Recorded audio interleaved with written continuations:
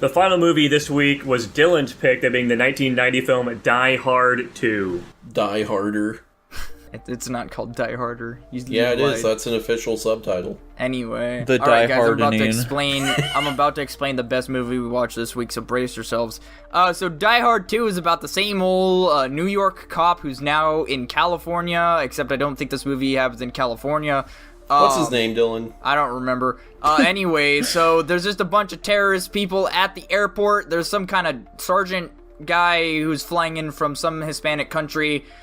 These group of mercenaries were paid to make sure that they recover him. Then, the cop guy fucks shit up like he did in the first movie. And then they all get on this plane that we were gonna use to escape, and he opens up the gas thing on the wing, lights it on fire, and says "Yippee-ki-yay, motherfuckers!" like the infamous line.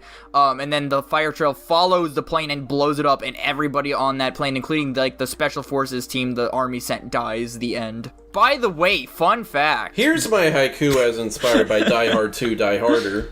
Christmas in D.C. John caught in another plot. Christ, he killed a lot. Second fun fact, did you know that airplane at the end was in fact an Evergreen airplane? Dude. No way. Yeah. Holy shit.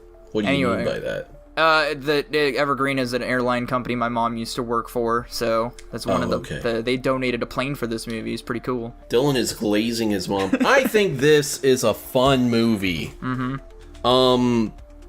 Much like the other one, I like a lot of the character interactions. I think, they're very funny. I like our characters. I think they're silly. I like chortling at them even.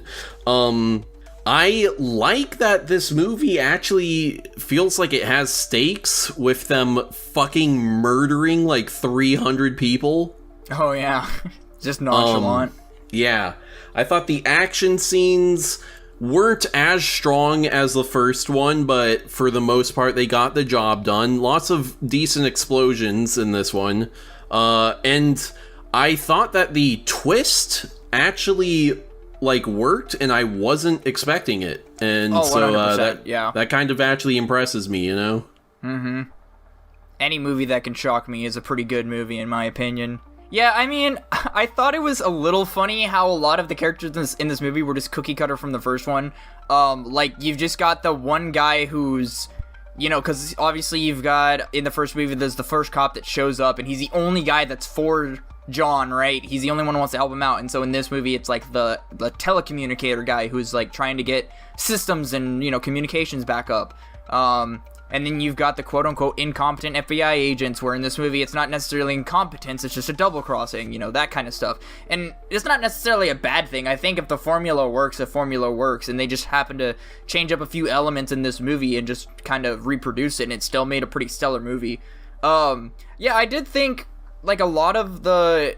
I like how in this one he took just at less risks, but more intense risks, like going out onto the runway at that one part, and then, trying to wave down, that plane they said could land with just, some fire on the runway, and just, immediately, the plane brushes over him and he doesn't, get harmed. I don't think he gets nearly as fucked up in this movie as he does in the first one, but I think there's, a little difference. But, yeah, I mean, I think this movie had a pretty satisfying ending to it. Like I said, I thought the explosion was, convincing enough as far as, realism goes. Yeah, it's a solid movie. I don't have anything in particular really to say, honestly. Yeah, I also really have very little to say about this film in general. It's it was okay, I guess. It was a decent action film. Yeah, I think it's pretty entertaining throughout for the most part. Yeah. Yeah, it wasn't, definitely doesn't hold a candle to the first one, I would say. I feel like, the character work just isn't quite as strong in this one. But, it was fine enough. It was entertaining, certainly. Yeah, the antagonists definitely don't have much of a character, at least compared to the first one. It's hard to not draw comparisons to the first one. But yeah, the antagonists were kind of weak in this one, to be honest. Obviously, they did some fucked up shit. They literally they crashed a passenger plane. Their actions spoke for themselves, but as characters, they weren't super deep. The twist, I thought, I like the twist, but also I think it's stupid as fuck because they very could have easily gotten rid of their main threat or what they could have presumed to be their main threat very easily, and also, you know, the main character, but they just fucking didn't, I guess, because they were just putting on a show. I don't know, pretty stupid. All this movie has really contrived, stupid things happening for the sake of it being cool, and, you know, it definitely makes it entertaining, but it also drags it down, like, I don't know, there's a lot of examples. I'm not going to go into anything specific, but yeah, no, there's a lot of just stupidity in this movie that is because it's fucking cool and badass, and, you know, that's whatever. And with that, though, Jackson, what are you ranking it? Personally, I guess I want a B+. Wow. Dylan, how about you, dude?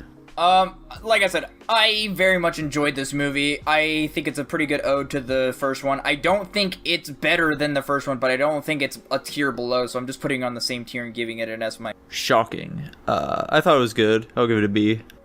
I gave this one an A. Whoa. Guys, and you won't believe it. It's puts an A. it at... No, it's an A-. Damn it! That was close. Pretty good, pretty good.